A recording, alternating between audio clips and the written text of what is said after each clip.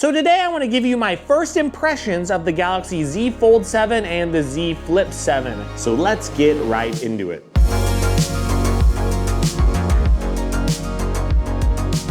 So I'm sure a lot of you have seen reviews already or some first impressions videos of the Z Fold and the Z Flip.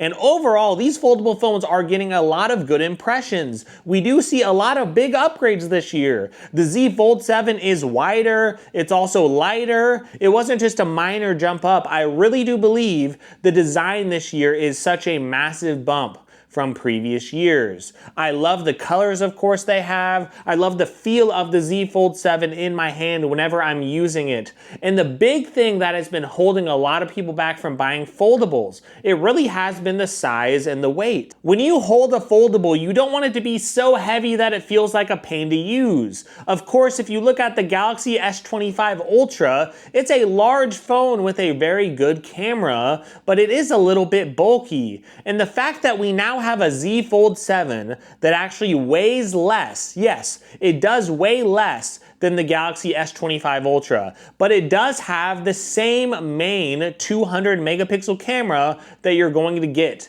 from the S25 Ultra. So we now finally have a foldable phone that is thinner, that is lighter. It feels like a normal phone when you're using it because it's even lighter than another flagship phone. But if you want to open it up, you're going to experience a very large screen, a gorgeous AMOLED display that looks so good, and you're also going to get a smaller phone whenever you want it. And you're going to be able to fit this phone easily in your pocket. Those are a lot of pros that a lot of people are seeing. Now there are some negatives with the Z Fold 7 too, because we do have a lot of other foldable phones in other countries. They are using different battery technology, and Samsung has been a little bit resistant to using this technology right away, and I'm sure there are some reasons for that. It might be some regulations in the US, I heard some rumors about that, but it could also be other reasons. Maybe they just want to play it safe. But either way, we do get a smaller battery size in this battery if you are comparing it to some other international foldable phones. So some of you, if you do know a lot of those international phones, yeah, you might get annoyed with some of those things that Samsung isn't adopting yet.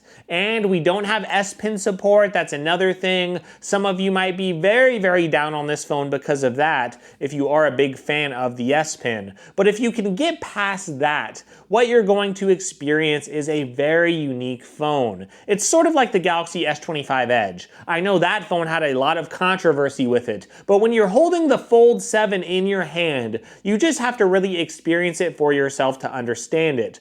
The fact that it does feel so lightweight and so thin, it feels like a marvel whenever I'm using it in my hands. And because of that alone, I am more excited for this foldable phone than I have been about any folding phone. With that being said, the price is a little high.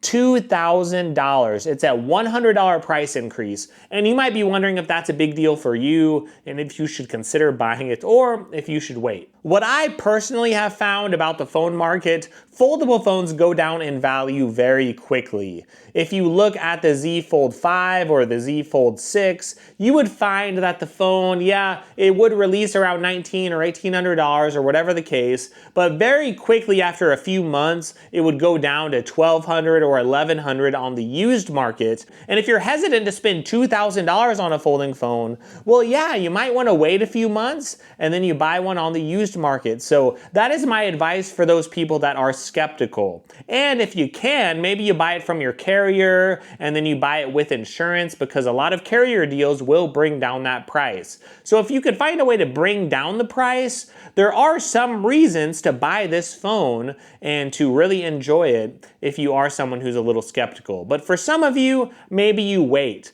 But if you are someone who is really interested in buying the best folding phone you can get in the US, there is no doubt this is a massive improvement. And I wouldn't really recommend many people spend $2,000 on a phone. That is a ridiculously high price. But some of you are going to spend $800 on a tablet, and then you're going to spend $800 on a phone. You're already $1,600 in the hole at that point. For some of you, you could have an all-in-one device that feels so good in the hands. Again, now we have the 200 megapixel main camera. Yeah, the secondary cameras aren't going to be quite as good as something like the Galaxy S25 Ultra cameras, but outside of that, and outside of the battery size being under 5,000 milliamps, we are getting a nice flagship level experience on a folding phone. And finally, we have a gorgeous 200 megapixel camera in a large folding phone. We have a folding phone that is thin, that is lightweight, and it does feel lighter even than some other flagship phones. There are some things that I love, but there are some things that, well, they do need to improve on. But at the same time, I don't think we should be comparing the US market with a lot of these international foldables. A lot of those foldables might have terrible water resistance, or they might have other issues or other durability concerns where those phones might be breaking down a little bit more often. Samsung has done a terrific job with their folding phones, and even though they are a little bit conservative, I understand. If you look at the competition out there, maybe you would find one or two little things that are better in some international markets. But overall, those phones, if you live in the US, those phones are going to be very hard to even bring over here, to get good carrier support. And Samsung has been super good, even about software updates. This phone comes with Android 16 right out of the box. Of course, we're going to get that flagship Samsung software support. And now that they're actually bringing Android 16 so quickly, it's pretty clear that Samsung is making a good software commitment. And that is going to be better than a lot of these other brands anyway. So yeah, there's maybe one or two minor flaws or things that I wish they would do better. I wish they would use that different battery technology and maybe give us a little bit of a bigger battery. And I really don't like recommending any phone that costs $2,000. So those are really the two flaws I see, and of course, no S Pen support. But if you could look past those, well, if you look at the US folding phone market, whether it's the Google Pixel Fold or other folding phones, the Z Fold 7 has me more excited for any folding phone that, well, I've really seen in a very long time. So this is one of those phones that is finally getting me excited. It's something different, it's something unique, and I am just thrilled, and I really can't wait to give a full review on it. But I had a very good time checking it out. Of course, it has the Snapdragon 8 Elite processor. You are gonna get plenty of RAM and storage for all of your needs. So I really think it's worth buying, only for those people that are willing to spend that much on a foldable. But again, not everyone's gonna wanna spend that type of money. Maybe you wanna spend a little bit less. And maybe you want to look at the Flip 7. The Flip 7 is very unique because it's not a marvel with how thin it is. It's not a marvel with how light it is. It's actually about the same exact weight that we saw before. It's just a slightly larger phone. It's a little bit wider, a little bit taller. So yeah, there are some things that a lot of you are going to like about it. I do think it's probably going to be the best flip phone that you can buy in the US. It's going to be neck and neck with Motorola, but we don't get the Snapdragon 8 Elite this year. They are going down to an Exynos 2500 processor, but I will say it just feels a lot better in my hands to use. Whenever I had the Flip 6, whenever I opened it and closed it, I noticed there was this weird popping noise that would happen, and that was from the screen protector. So it would just pop every time I opened and closed the phone, and I don't see that issue at all with the Z Flip 7s. It just feels a little bit better to use. Of course, you're gonna have a thinner hinge, better materials as far as the Flip 7 and the Fold 7, so it really feels like a good refinement. And I don't think a lot of people need the power from the Snapdragon processor, so a lot of people are worried about Exynos. I think most people are going to be just fine. So if you're wanting a flip phone, you're wanting a phone with style, maybe you love those cool colors, even that pink color looked pretty awesome, I have to admit.